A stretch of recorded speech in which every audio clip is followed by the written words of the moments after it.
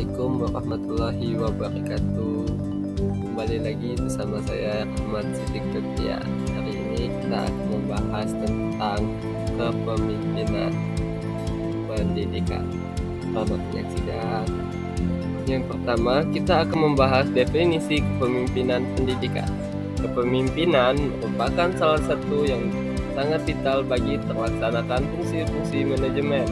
Pengertian umum pendidikan adalah kemampuan dan kesiapan yang dimiliki oleh seseorang untuk mendapatkan, mempengaruhi, mendorong, mengajak, menuntun, menggerakkan, dan kalau perlu memaksa orang atau kelompok agar menerima pengaruh tersebut dan selanjutnya berbuat sesuatu yang dapat membuat tercapainya sesuatu tujuan tertentu yang telah ditetapkan.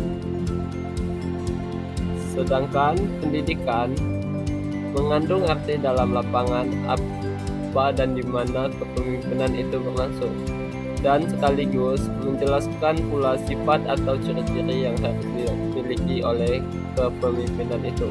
Dengan demikian, kepemimpinan pendidikan merupakan kemampuan untuk menggerakkan pelaksanaan pendidikan, sehingga tujuan pendidikan yang telah ditetapkan dapat tercapai dengan efektif dan efisien.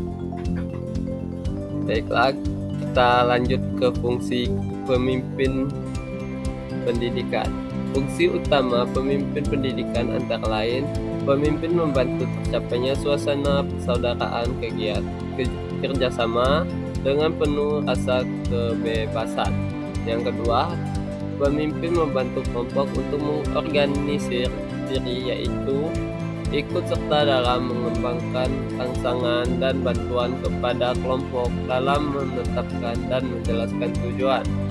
Yang ketiga, pemimpin membantu kelompok dalam menetapkan prosedur kerja, yaitu membantu kelompok dalam menganalisis situasi untuk kemudian menerapkan prosedur mana yang paling praktik dan efisien.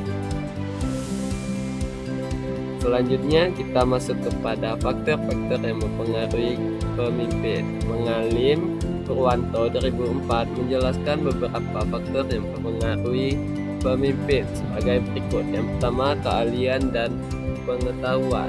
Keahlian dan pengetahuan yang dimaksud di sini adalah latar belakang pendidikan atau ijazah yang dimilikinya sesuai tindakna latar belakang pendidikan itu dengan tugas-tugas kepemimpinan yang menjadikan tanggung jawabnya. Pengalaman kerja sebagai pendidik, apakah pengalaman yang telah dilakukan mendorong ia untuk memperbaiki dan mengembangkan kepercayaan dan keterampilan dalam pemimpin. Yang kedua, jenis pekerjaan atau lembaga tempat pemimpin itu melaksanakan tugas jabatannya. Tipe organisasi atau lembaga yang tidak sejenis memiliki tujuan yang berbeda dan menentukan cara-cara pencapaian tujuan yang tidak sama.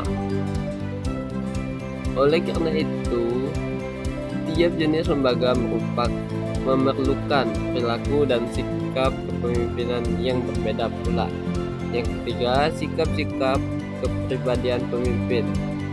Kita mengetahui bahwa secara psikologi manusia itu berbeda-beda sifatnya, wataknya, dan kepribadiannya.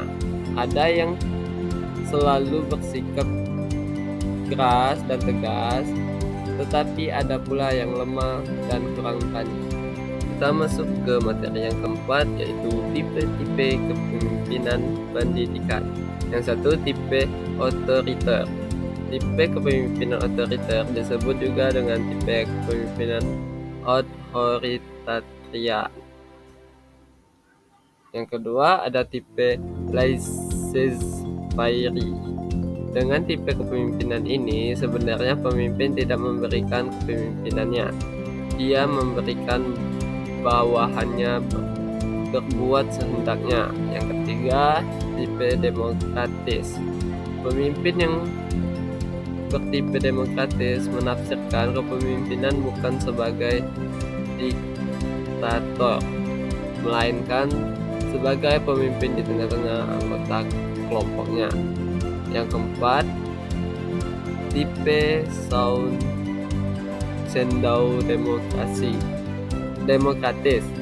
Tipe ini disebut juga demokratis semu atau manipulasi diplomatik. Pemimpin yang bertipe pseudo-demokratis hanya tampak saja bersifat demokratis, padahal sebenarnya bersifat okratis.